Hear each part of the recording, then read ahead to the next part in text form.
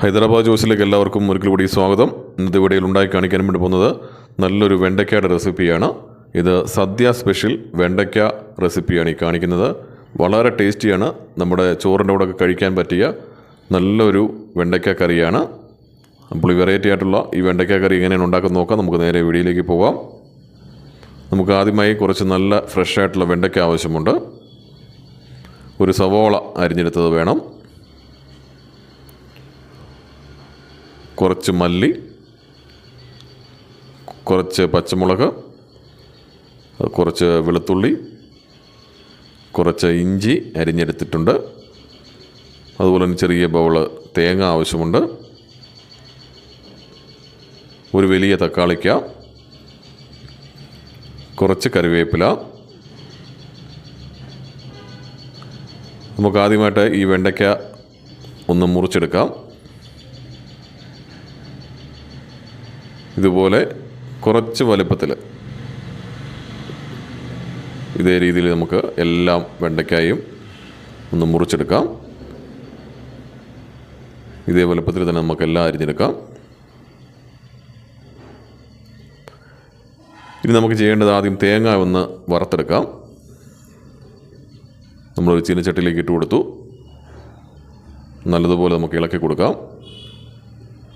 ഈ തേങ്ങയുടെ വെള്ളമൊക്കെ മാറി നല്ലതുപോലെ ഒരു ഗോൾഡൻ കളറായിട്ടൊന്ന് ഫ്രൈ ആയി വരണം. അതുവരേക്കും നല്ലതുപോലെ ഇളക്കി കൊടുത്തുകൊണ്ടേയിരിക്കണം.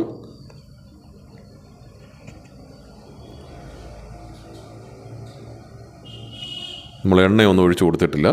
ഡയറക്റ്റ് ചീനച്ചട്ടിയിലേക്ക് ഇട്ട് ഫ്രൈ ചെയ്യുകയാണ് ചെയ്യുന്നത്. ഇപ്പോൾ കുറച്ച് കളറൊക്കെ ഒന്ന് മാറി വരുന്നുണ്ട്.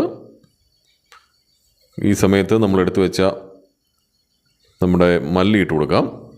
മല്ലി ഇപ്പോൾ നമ്മൾ എടുത്തിരിക്കുന്നത് ഒരു 2 ടേബിൾ സ്പൂൺ മല്ലി എടുത്തിട്ടുണ്ട്. മല്ലി ഇട്ട് കൊടുത്ത് നല്ലതുപോലെ വീണ്ടും ഇളക്കി കൊടുക്കാം.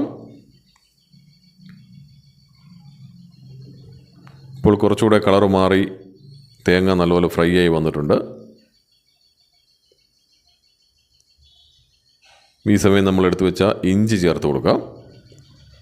അതുപോലെ തന്നെ വെളുത്തുള്ളിയും കൂടെ ചേർത്ത് കൊടുത്തു. ഇഞ്ചിയും വെളുത്തുള്ളിയും ചേർത്ത് കൊടുത്ത് വീണ്ടും നല്ലതുപോലെ ഇളക്കുന്നു. എടുത്തു വെച്ച കറിവേപ്പില കൂടെ നമുക്ക് ചേർത്ത് കൊടുക്കാം. നല്ലതുപോലെ ഇളക്കി കൊടുക്കണം. ഇഞ്ചിയുടെയും വെളുത്തുള്ളിയുടെയും പച്ചപ്പൊക്കം മാറി തേങ്ങയും നല്ലതുപോലെ ഫ്രൈ ആയി വരുന്നവരെ ഇളക്കി കൊടുക്കാം.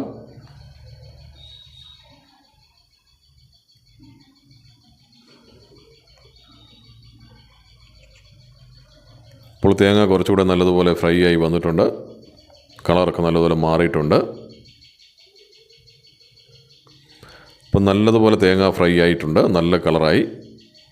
ഈ സമയത്ത് നമുക്ക് ഇതിലേക്ക് മുളക് പൊടി ചേർത്ത് കൊടുക്കാം.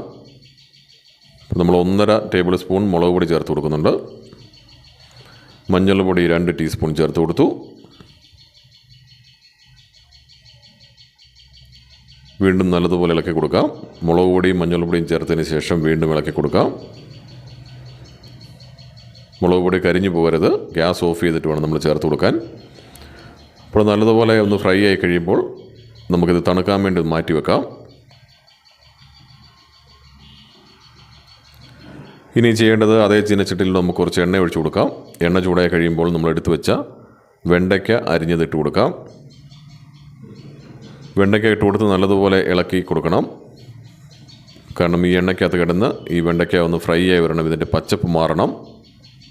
ഇതിൻ്റെ പച്ച കളറൊന്ന് മാറി ഒന്ന് വാടി വരുന്നവരെ നമുക്ക് ഇളക്കി കൊടുക്കാം.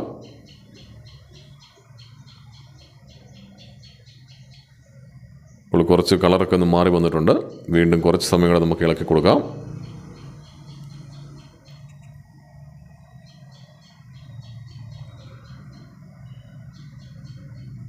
കുറച്ചുകൂടെ വെണ്ടയ്ക്ക നല്ലതുപോലെ വാടി വന്നിട്ടുണ്ട്. ഈ സമയം നമ്മൾ നേരത്തെ എടുത്ത് വെച്ച സവോള ചേർത്ത് കൊടുക്കാം.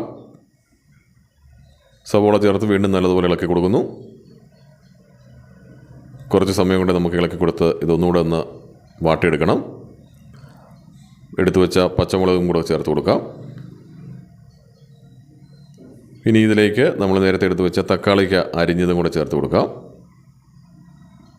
തക്കാളിക്ക് ചേർത്ത് വീണ്ടും കുറച്ച് സമയം കൂടെ ഒന്ന് ഇളക്കി കൊടുക്കാം.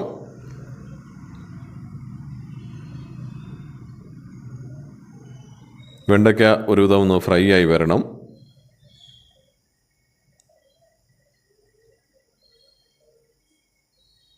ഇനി നമുക്ക് ചെയ്യേണ്ടത് നമ്മൾ നേരത്തെ ഫ്രൈ ചെയ്ത് വെച്ച നമ്മളുടെ തേങ്ങ അതൊരു മിക്സിയുടെ ജാറിലേക്ക് ഇട്ട് കൊടുക്കാം.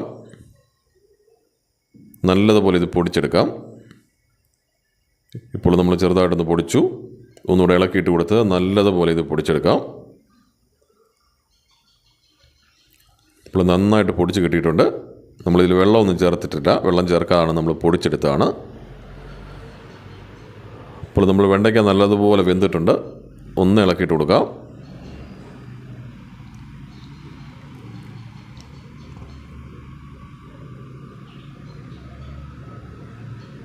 ഒന്ന് ഇളക്കിയിട്ടു. അതിനുശേഷം നമ്മൾ നേരത്തെ പൊടിച്ചു വെച്ച തേങ്ങയുടെ കൂട്ട് നമുക്കിതിലേക്ക് ചേർത്ത് കൊടുക്കാം.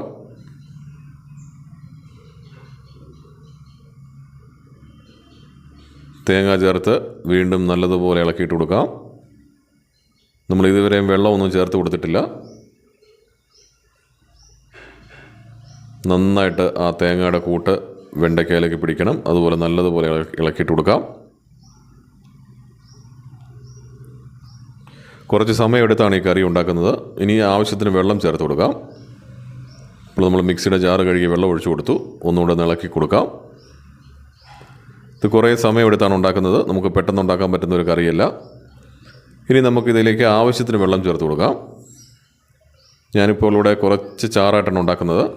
നമ്മൾ ആവശ്യത്തിന് ഉപ്പും കൂടി ഈ സമയം ചേർത്ത് കൊടുക്കണം. നമ്മൾ ഉപ്പ് ചേർത്തിട്ടില്ലായിരുന്നു. ഉപ്പ് ചേർത്ത് വീണ്ടും നല്ലതുപോലെ ഇളക്കി കൊടുക്കാം. നമ്മളിവിടെ കുറച്ച് ചാറായിട്ടാണ് ഈ കറി ഉണ്ടാക്കുന്നത്. കുറച്ചുകൂടെ കുറുകിയ പരുവത്തിൽ വേണമെങ്കിൽ വെള്ളം കുറച്ചൊഴിച്ചാൽ മതിയാവും. ഇനി ഇതിലേക്ക് നമുക്ക് കുറച്ച് പുളിവെള്ളം കൂടെ ചേർത്ത് കൊടുക്കാം. വാളംപുള്ളി നേരത്തെ വെള്ളത്തിലിട്ട് കുതിർത്ത് വെച്ചതാണ്. അപ്പോൾ ആ പുളിവെള്ളം കൂടെ നമുക്കിതിലേക്ക് ചേർത്ത് കൊടുക്കാം. പുളിവെള്ളം ചേർത്ത് ഒന്നുകൂടെ ഇളക്കി കൊടുക്കാം. ഇനി ഇത് നല്ലതുപോലെ ഒന്ന് തിളച്ച് കുറുകി വരണം. നമുക്ക് ചാറ് എന്തേരം ആവശ്യമുണ്ടോ അത്രയും മാത്രം വെള്ളം ഒഴിക്കുക.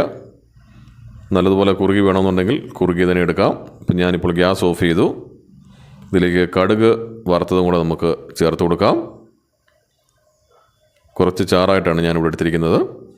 അപ്പോൾ നമ്മളുടെ രുചികരമായിട്ടുള്ള വെണ്ടയ്ക്ക കറി ഇവിടെ റെഡിയായിട്ടുണ്ട്. ഇത് കുത്തിരി ചോറിൻ്റെ കൂടെ കഴിക്കാൻ സൂപ്പറാണ്. ഇതെല്ലാവരും ഒന്ന് ഉണ്ടാക്കി നോക്കണം.